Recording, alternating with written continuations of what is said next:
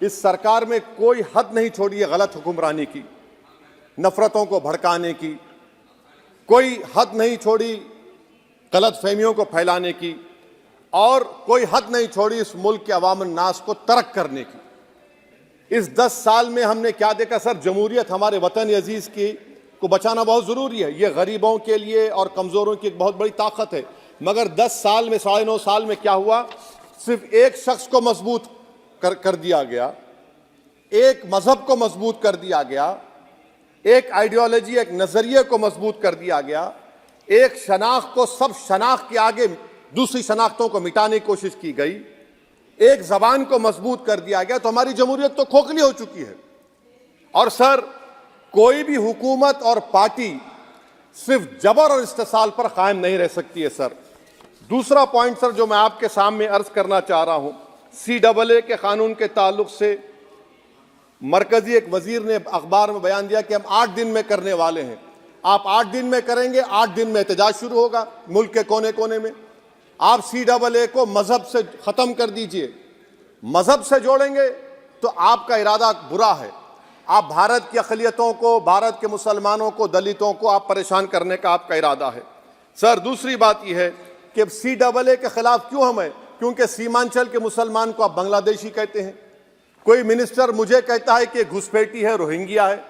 तो CAA को मजहब से जोड़ना गलत था, उसको निकालिए। मगर हमारे देश के प्रधानमंत्री सर, वतन अजीज के वजीर आजम, मैं बड़ी जिम्मेदारी के साथ कह रहा हूं कि मैं अपने बचपने में जब हिस्ट्री पढ़ता था तो मैंने एक स्टैचू की फोटो देखी थी, प्रीस्ट किंग ऑफ मोहनजोदारो। ऐसा लगता है कि वैसा ही लग रहा है कि प्रधानमंत्री नहीं है बल्कि पुजारी सम्राट बन चुके हैं वो। और मैं क्यों कह रहा हूं कि हमारे सदर जमहूरिया ने कहा था कि 22 जनवरी एक तारीखी दिन है, बिल्कुल तारीखी दिन है। 22 जनवरी की बुनियाद 6 दिसंबर 92 को रखी गई। 22 जनवरी की बुनियाद 86 में ताले खोलकर रखी गई। 22 जनवरी की बुनियाद GB पंत ने रखी थी, इसीलिए तारीखी दिन है। और तारीखी दिन इसलिए भी है कि सर इसी ऐवान में 16 दिसंबर 1992 को हमने एक रेजोल्यूशन पास किया था।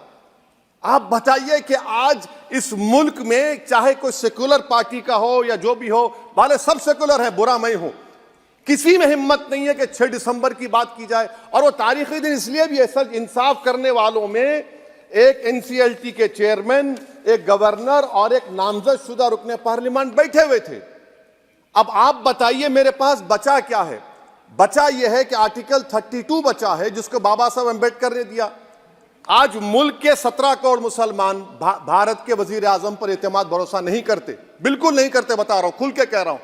अगर आप आर्टिकल 32 का ड्यू प्रोसेस ही खत्म कर देंगे तो फिर मेरे पास क्या बचेगा सर? क्या बचेगा? मैं तो यहां खड़े होकर वो सुप्रीम कोर्ट के मायानाज बेबाक वकील दुष्यंत दवे की तरह तो नहीं कह सकता। मुझे आज भी रूल ऑफ लॉ में भरोसा है, मुझे आज भी कानून पर, संविधान पर भरोसा है, मगर ड्यू प्रोसेस तो फॉलो होना चाहिए। ड्यू प्रोसेस फॉलो नहीं हो रहा। एक तारीखी दिन 22 जनवरी था, एक तारीखी दिन 31 जनवरी था। सर रात के अंधेरे में अपील किए बगैर आप आरे लेकर रास्ता खोल देते हैं। क्या पैगाम दे रहे हैं सर? 600 साल की मेहरौली की मस्जिद को बगैर को नोटिस दिए आपने डिमोलिश कर दिया। मैं जिम्मेदारी के साथ कह रहा हूं कि भारत के प्रधानमंत्री और उनकी सरकार भारत के मुसलमानों से उनकी शनाख्त को छीनना चाहते हैं।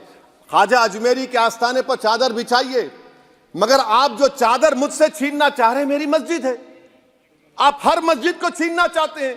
आप बताइए 17 करोड़ मुसलमानों को क्या पैगाम दे रहे हैं आप कि आप हर मस्जिद को छीन लेंगे मुझसे? फिर मेरा वजूद किस माने रखता है? मेरा शनाख्त क्या माने रखता है?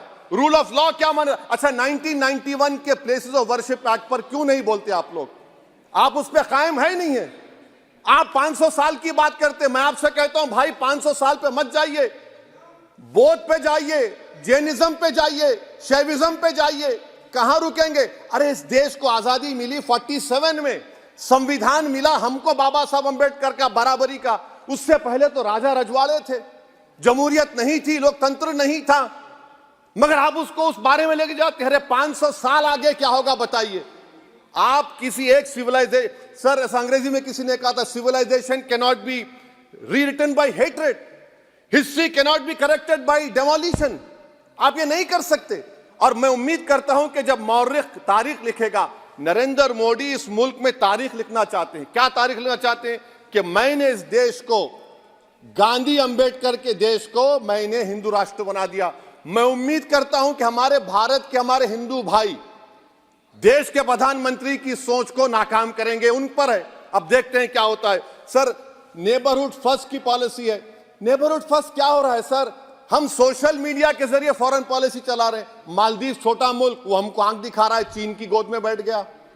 हमारे लद्दाख में हमारे जो लोग जानवर को लेकर घास चराए जाते, वहां पर चीन की आर्मी आके रोक रही। बताइए, बांग्लादेश चीन की गोद में बैठा हुआ है। आप गैलेंट्री अवार्ड दे रहे हैं, क्यों दे रहे हैं? कि चीन बैठा हुआ है। तो आपका बफर जोन गया कहां भाई साहब? आपका बफर जोन तो कहां गया नहीं मालूम, गायब हो गया बफर जोन। और दूसरी बात सर, आप ये भी देख लीजिए कि यहां पर मैं आपको इंपॉर्टेंट पॉइंट ये बताना चाह रहा हूं सर। ये हम बोलते हैं India middle east economic corridor, कितना पैसा है बताइए? वो नहीं बताया जाता। अच्छा सर, सबसे तकलीफ दे बात मेरे लिए है कि भारत ने यूनेस्को का इलेक्शन पाकिस्तान से हार गया। हम पाकिस्तान से हार गए, ये आपकी फॉरेन पॉलिसी है। यूनेस्को के इलेक्शन हम पाकिस्तान से हार गए। अच्छा, मामला इजराइल का, फलस्तीन का, गाजा का आया। अक्टूबर में 10,000 लोग मर गए, हमने यूएन में सीज फायर की तायीद नहीं की। दिसंबर आया, 20,000 मर गए, तो हमने तायीद कर दी। क्यों तायीद की? क्योंकि ग्लोबल साउथ को हमको फॉलो करना पड़ रहा है। भारत ग्लोबल साउथ को फॉलो कर रहा है। मेरे लिए तकलीफ दे बात है। यह आपकी नाकामी का बहुत बड़ा सबूत है। इसीलिए हम बता रहे हैं कि यह सरकार की बहुत से नाकाम। सर, अलीगढ़ मुस्लिम यूनिवर्सिटी, आखिरी पॉइंट, अलीगढ़ मुस्लिम यूनिवर्सिटी। सर, आप उत्तर प्रदेश से आते हैं। सर, 81 में एक्ट पास हुआ।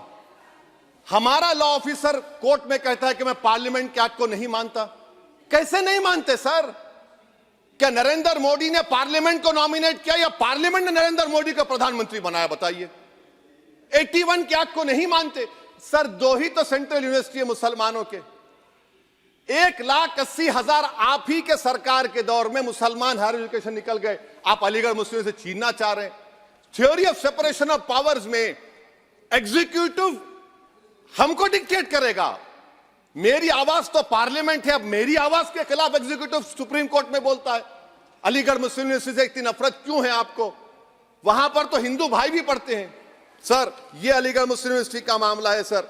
तो मैं आपसे इस बात पर, इस शेर पर अपनी बात को खत्म कर रहा हूं सर। आप भी उर्दू दां हैं जी। मसीहाओं को जब भी आवाज दी है, अहमद फराज का शेर है जी जी। मसीहाओं को जब भी आवाज दी है, पलट कर आ गए हर बार कातिल। मसीहाओं को जब भी आवाज दी है, पलट कर आ गए हर बार कातिल। वहां क्या दाद खाही क्या गवाही, वहां क्या दाद खाही क्या गवाही, जहां हो मुंसिफों के यार कातिल। सर, मैं फिर से हुकूमत से मुतालबा करता हूं कि अल्पसंख्यक समाज के बजट के स्कॉलरशिप को आप डिमांड ड्रिवन करिए। भारत के प्रधानमंत्री, प्रधान सेवक रहिए।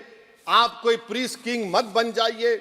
आप जीतेंगे, कौन जीतेंगे देश तय करेगा। मगर याद रखिए, 17 करोड़ मुसलमान आज गम और गुस्से में हैं और इस बात को महसूस कर रहे हैं, इस बात को महसूस कर रहे हैं कि प्रधानमंत्री को हम नोट नहीं दिए मगर हमारा प्रधानमंत्री है। आखिर ये प्रधानमंत्री 17 करोड़ मुसलमानों की उनकी शनाख्त को कैसे मिटा रहे हैं, कैसे उनको आप मार्जिनलाइज कर रहे हैं।